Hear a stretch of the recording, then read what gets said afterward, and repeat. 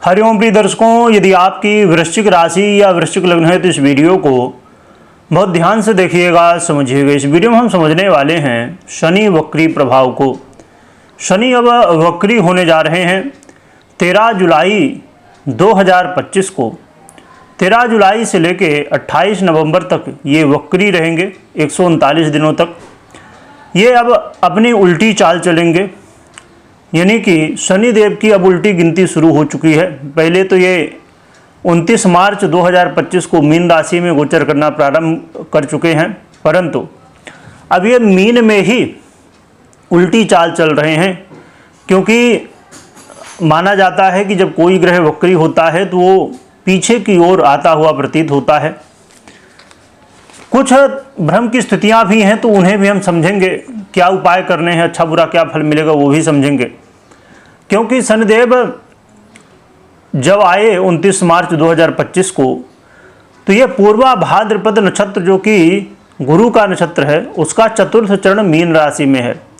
तो मीन राशि में आए थे चतुर्थ चरण में, फिर उसके बाद उत्तरा भाद्रपद के प्रथम में आए, फिर द्वितीय में आए।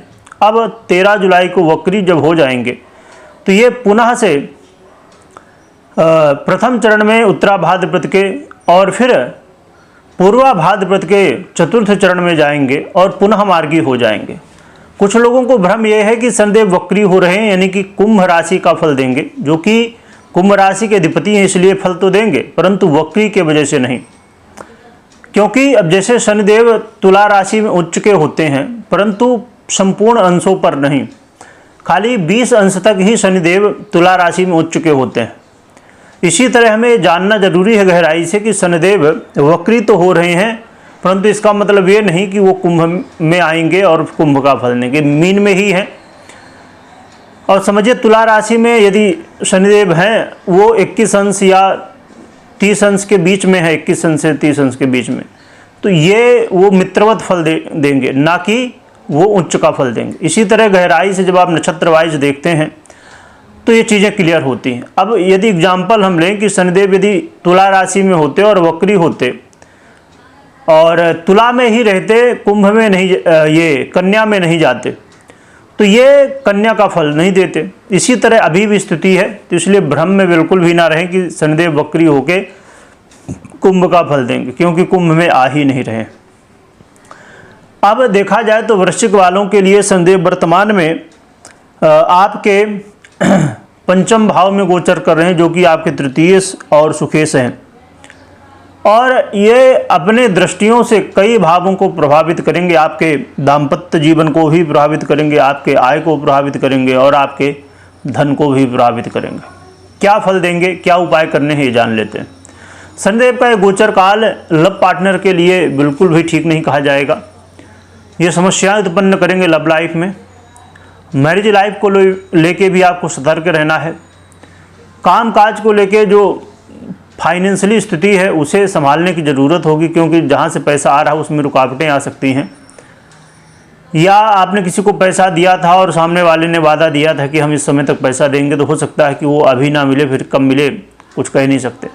पर जब तक शनिदेव वक्री हैं तो ये चीज़ें रुक सकती हैं। और घर परिवार में इनकी दृष्टि होगी, तो पारिवारिक स्थितियों का सामना, यानी घर परिवार में वाद विवाद की स्थितियाँ। और जो लोग बिजनेस करते हैं, ऐसे लोगों को अपने काम में थोड़ा डिले देखने को मिल सकता है। जो काम आज होना था वो हो सकता है कि और ज़्यादा समय लग जाए, यानी कि डिले काम में दिखेगा। और अपने वाणी में बहुत संयम बरतिएगा, क्योंकि कई बार वाणी से ऐसे शब्द निकलेंगे जिससे समस्याएं उत्पन्न होंगी। और बहुत ज़रूरी है कि अस्थाई धन हो, तो अस्थाई धन को लेके, पैतृक संपत्ति को लेके थोड़ी समस्याएं, खासकर जो इन्वेस्ट आप करते हैं कहीं भी, चाहे वो शेयर मार्केट हो चाहे अन्यत्र कहीं भी हो, तो इस समय बहुत सतर्क होकर इन्वेस्ट करिएगा। क्योंकि ये पहले तो स्वयं के नक्षत्र उत्तरा भाद्रपद में गोचर करेंगे और फिर कुछ समय के लिए ये पूर्वा भाद्रपद के चतुर्थ चरण, जो कि देवगुरु बृहस्पति का है, उसमें भी गोचर करेंगे। तो ये चीज़ का ध्यान रखिए।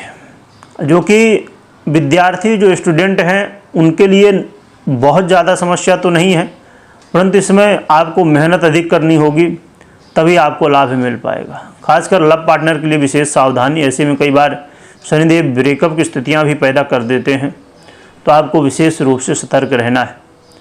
और फाइनेंशियली सबसे ज़्यादा सतर्क रहना है, क्योंकि फाइनेंस व्यापार में भी और आय में भी दोनों भाव से संबंध बनाएंगे, तो विशेषकर फाइनेंशियली प्रॉब्लम क्रिएट कर सकते हैं।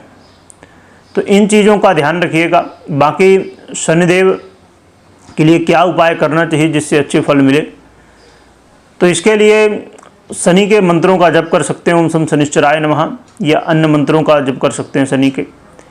और इसके अलावा हनुमान चालीसा का पाठ करना, हनुमान जी की आराधना करना, सुंदरकांड करें, रामायण करें, जो भी आपके लिए संभव हो। चोला चढ़ा सकते हैं हनुमान जी को, दर्शन करें। तो जो भी आप कर पाएँ अपनी सामर्थ्य के अनुसार करें। और इस समय बहुत अच्छा अवसर है, श्रावण चल रहा है, तो श्रावण में भगवान शिव की आराधना करिए, रुद्राभिषेक इत्यादि करिए, इससे आपको अच्छे परिणाम मिलेंगे। इस बात का हमेशा ध्यान रखिए कि कभी भी कोई भी निर्णय आपको लेना तो अपनी पर्सनल कुंडली का विश्लेषण पहले करें या तो करवाएं, इसके बाद निर्णय लें, क्योंकि शनिदेव कैसी स्थिति में है उसके अनुसार आपको ये जो फल मिलने हैं उसमें पॉजिटिव या निगेटिव स्थिति बन सकती है। तो इस बात का भी ध्यान रखें। और शनिदेव जो कि बहुत अच्छे भाव में बैठे हुए हैं, परंतु यहाँ पर जो वक्र अवस्था का प्रभाव है, अभी आने वाले समय में मंगल के साथ भी संबंध शनि का बनेगा, इसलिए बहुत अच्छा नहीं है। और समसप्तक योग मंगल के साथ, जो कि आपके लग्नेश ही हैं, यदि आपकी राशि है तो राशि से, इसलिए आने वाला समय उतना श्रेष्ठ नहीं है। ज़रूरत है सतर्क रहने की। वीडियो देखने के लिए बहुत बहुत धन्यवाद।